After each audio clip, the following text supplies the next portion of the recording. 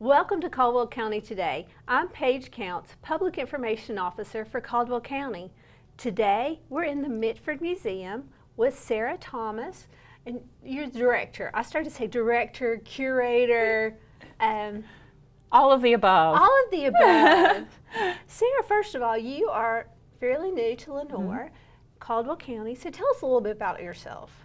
Well, I'm from West Virginia originally, but I've been in Asheville for the past 20 plus years.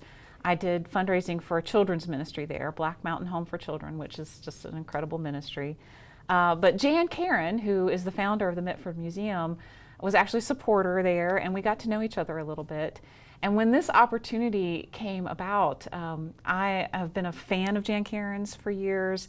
I enjoy writing myself, and I love history and literature, and it just seemed like an incredible, perfect fit tailored just for me. So I was excited to come to Lenore, to Caldwell County, and to take on this role. Well, thank you for coming and taking on this role. And I know our viewers have heard a little bit about the Mitford Museum, but could you just tell us what people can expect when they come to the museum? So the Mitford Museum is based around the novels of Jan Karen. She grew up in Hudson, just 2 walking miles from the museum. She went to school here. The museum is located in the Arts Center at the Hub, the Hudson Uptown building. And so it seemed kind of a natural fit to have a museum here. Jan, she grew up here. She was a little girl going to school. Her desk sat in the other room here. And she went on to write the Mitford novels, which have now sold over 30 million copies. And that's a conservative estimate. So this was an opportunity to have a museum that's focused a good bit on her family history here in Hudson and the history of Caldwell County, but then also Mitford, the books and the story and the people behind those. We're standing in the Mitford room, and we joke when people come here that these are people who have come to pretend with us that Mitford is real, because Mitford feels very real to a lot of people. Well, I think for people who have read the Mitford books, they have a very vivid picture of Mitford in their mind. Yes. And my picture may be a little bit different from yours, but they still have that very vivid picture. So to come here and bring it all to life is pretty amazing. It's kind of a way, everybody, not everybody, but so many people who read the Mitford books say they wish they could live in Mitford. And this is a way to kind of come visit Mitford. And we always try to not only have a beautiful museum that people can come tour and learn more about the books and about Jan's history, but to have an experience where people come and they feel welcomed the way they would if they, were in Mitford, and, the mayor came out to welcome them to town, and they went to Happy Endings bookstore and went grocery shopping at the local. We want it to be that kind of friendly, all-encompassing experience. And you do have here a Happy Endings bookstore. We do have Happy Endings bookstore. And all that we sell Jan's books there, along with all sorts of Mitford things. All the books are signed by Jan, which is something you can order them from online, from those ubiquitous big box store book places, but they're not signed. That's true. Here they are signed by Jan. I think there's probably something special about getting a book. I mean, if you're going to get a souvenir, getting the book signed by Jan. Yes. Another way to say you've been here. And if you have a friend or family member who loves Mitford, it might be a good shopping opportunity for you. I may have some family members who are huge Mitford fans. We can hook you up. I'm always like, I should really get them their gift for Mitford. I hope they're not watching. I mean, I guess I should say I hope they are, but anyway. They'll forget by the time it's their birthday or Christmas. It's July. So, great opportunities. Before I forget, when is the museum open?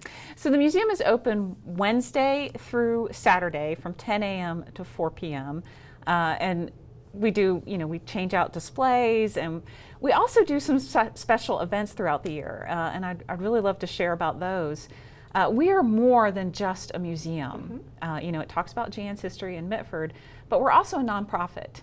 And so our outreach efforts include literacy, reading. We really want to inspire creativity in kids. We have a reading program coming up in August, so folks can sign up. It's a free reading program, Tuesday mornings from 10 to 11:30 here at the Arts Center. We'll have some books to read. We'll do some crafts and some activities. We want to get involved with the local community and encourage literacy and reading, and work with things like people who are struggling with dyslexia. There's so many opportunities that we as a literary museum can tackle. We're also hoping to help improve the local economy. We have had visitors from all 50 states come to Hudson. When you say that, how long has the museum been open? 6 months. Okay. I just want to emphasize that this has happened in a very short period of time. And what was interesting, the grand opening that happened in October of 2021, I checked the population of Hudson, and we basically doubled the population of Hudson with the grand opening event.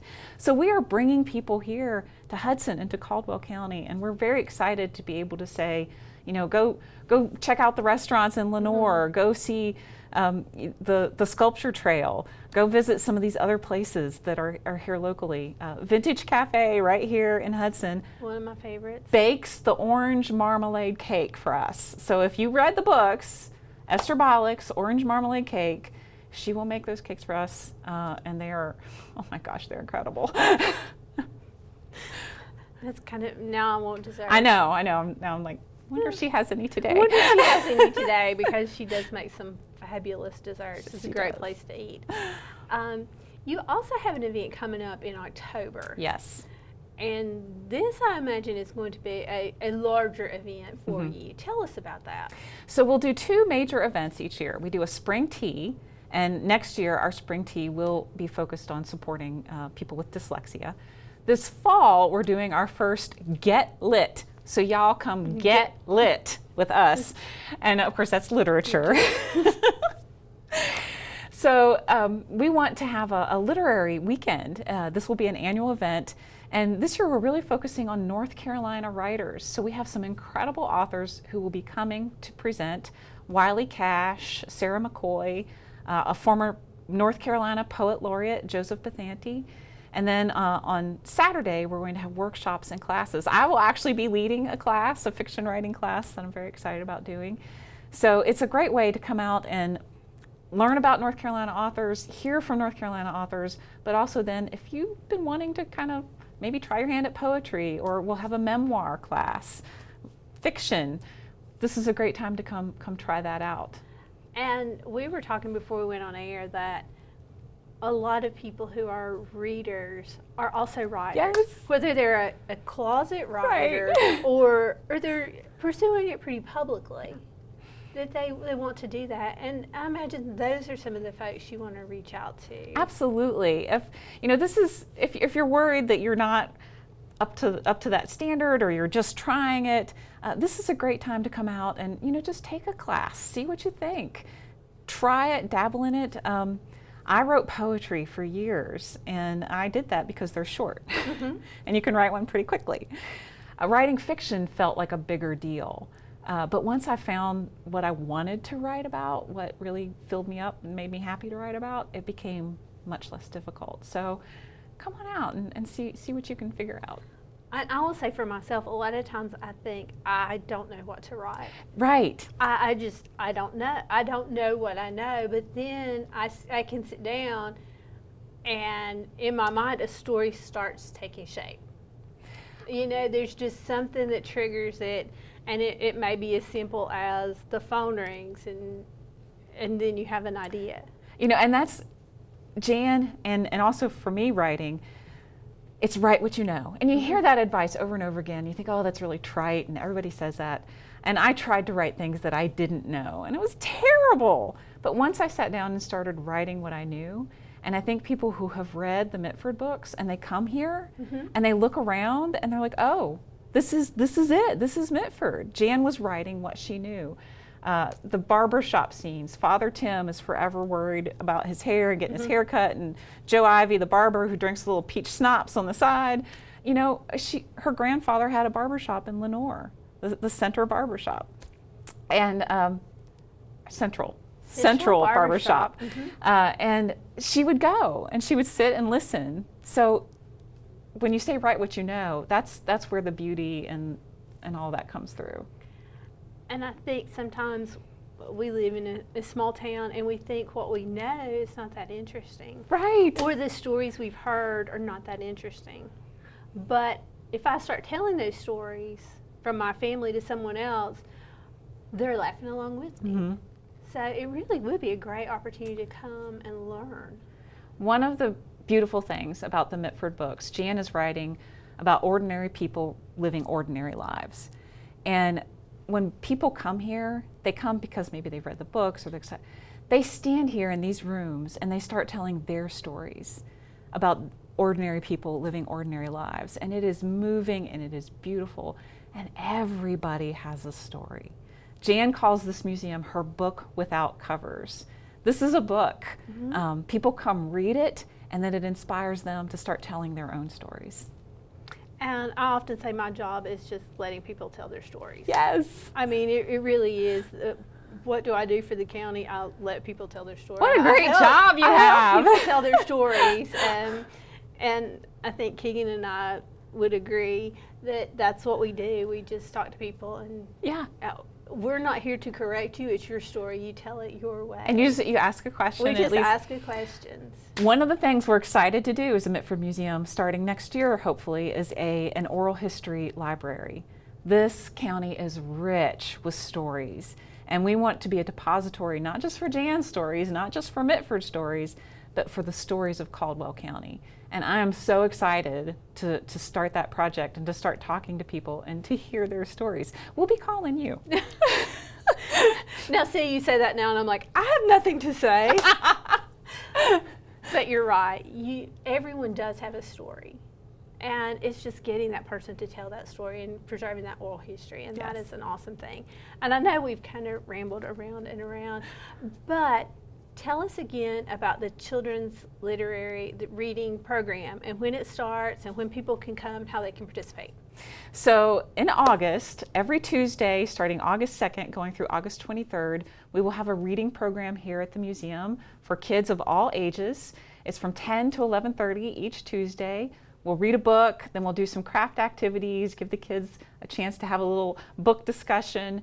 And we just want to invite all the kids in the county to come on out and join us for that. It's going to be a lot of fun. Oh, there may be a snack involved because there always has to be a snack involved. So we hope we will see you in August. Awesome. And in October, your GetLit event. Yes. I love that name. So September 30th and October 1st, Friday and Saturday, we will have our GetLit Festival. There is registration online for that. You can go to www.themitfordmuseum.org and click on the events tab and find more information about all of these that we're talking about and register. There's also a writing contest.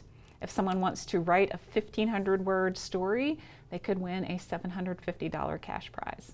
Wow. 1,500 words. I think That's like 50 cents a word. That's really nothing. Yeah. I mean, some people will be like, oh, trust me. You should enter. I should enter. I should enter. Well, maybe, but I don't feel like I'm eligible. I feel like because of my job, I don't ever feel like I'm eligible. I'll be like, okay, well, somebody else has to win. Not that I would even be close. What am I thinking? That's pretty arrogant. Sarah, is there anything else we need to cover while we're here today? I have my little list in my head, and I think we ticked them all off. Okay, awesome. Awesome, because I've had so much fun talking to you, and I want to come back and maybe before your GetLit event, if we can get some of those speakers here, that would be so much fun to maybe do a little preview with those folks. And just keep us in mind when you're doing stuff. Yes, ma'am. Thank you, Sarah. You're welcome. And thank you for watching Caldwell County Today.